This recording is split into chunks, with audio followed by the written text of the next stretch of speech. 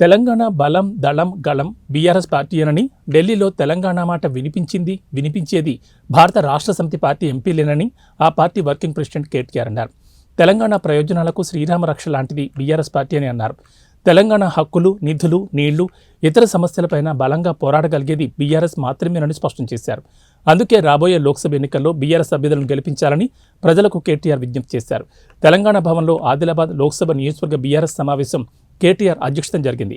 అనంతరం నిర్వహించిన మీడియా సమావేశంలో కేటీఆర్ మాట్లాడుతూ తెలంగాణ ప్రయోజనాల కోసం కేంద్ర ప్రభుత్వంతో కొట్లాడేందుకు ఎంపీలను గెలిపించాలని కోరారు.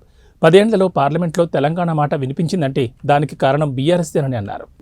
మా నాయకులు, పార్టీ నాయకులు కావచ్చు, కార్యకర్తలు కావచ్చు,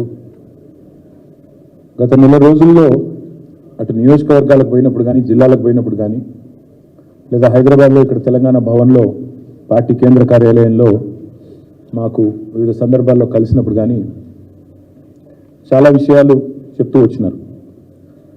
ఈరోజు దాదాపుగా అవే అంశాలు మళ్ళీ ఒకసారి పార్లమెంటు నియోజకవర్గాల సమీక్షా సమావేశాలు ఈరోజు ఆదిలాబాద్ పార్లమెంట్ నుంచి ప్రారంభిస్తే దాదాపుగా అవే అంశాలు మళ్ళీ మా పార్టీ నాయకులు, కార్యకర్తలు సుదీర్ఘంగా జరిగిన ఈ సమావేశంలో వారు మళ్ళీ ఒకసారి తమ అభిప్రాయాలను నిక్కచ్చిగా కుండబద్దలు కొట్టినట్టుగా నిర్మోహమాటంగా మా అందరి దృష్టికి తీసుకొని రావడం జరిగింది.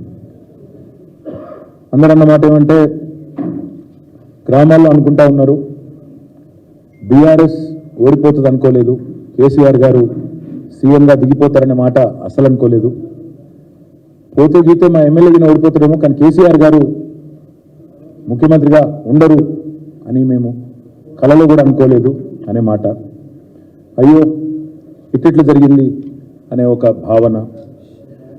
దాంతోపాటు ప్రతి గ్రామంలో జరుగుతున్న చర్చ, ఈరోజు రాష్ట్రంలోని ప్రతి గ్రామంలో, ప్రతి పట్టణంలో జరుగుతున్న చర్చని మా దృష్టికి మళ్ళీ ఒకసారి మా నాయకులు, ఇవాళ ఆదిలాబాద్ నియోజకవర్గం నుంచి, పార్లమెంట్ నియోజకవర్గం నుంచి వచ్చిన నాయకులు చాలా విషయాలు చెప్పారు.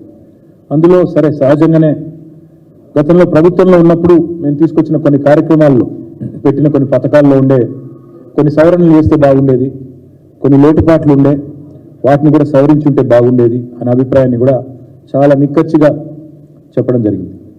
దాదాపుగా ఈరోజు మేము 11:30-12 ప్రారంభిస్తే ఇప్పుడు దాదాపుగా 5:30-6 గంటల వరకు మధ్యలో భోజన విరామం ఒక అర్ధగంట 40 నిమిషాలు తీసేస్తే చాలా డీటెయిల్డ్గా సమావేశం జరిగింది. వచ్చిన నాయకులు కూడా చాలామంది, పార్టీ ఆవిర్భావం నుంచి ఉన్నవాళ్ళు చాలామంది పెద్దలు చాలా విషయాలు చాలా నిక్కచ్చిగా చెప్పినారు. వారందరికీ కూడా నా ధన్యవాదాలు.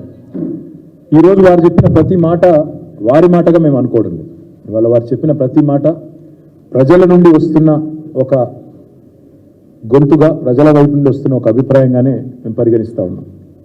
10 ఏళ్ల పాలన మీద, జరిగిన అభివృద్ధి మీద ఎవరు కాదనలేని, కళ్ళకు కొట్టొచ్చినట్టు కనబడుతున్న వైనాన్ని అందరూ కూడా ప్రస్తావించారు. అన్న అభివృద్ధి విషయంలో ఎలాంటి కంప్లైంట్ లేదు, కరెంటు విషయంలో కంప్లైంట్ లేదు, నీరు విషయంలో కంప్లైంట్ లేదు, తాగునీరు ఇచ్చిన విషయంలో కంప్లైంట్ లేదు, రోడ్లు వేసిన విషయంలో ఎవరు కూడా ఏలెత్తి చూపలేదు, జిల్లాకు మెడికల్ కాలేజ్ పెట్టిన దానిలో కూడా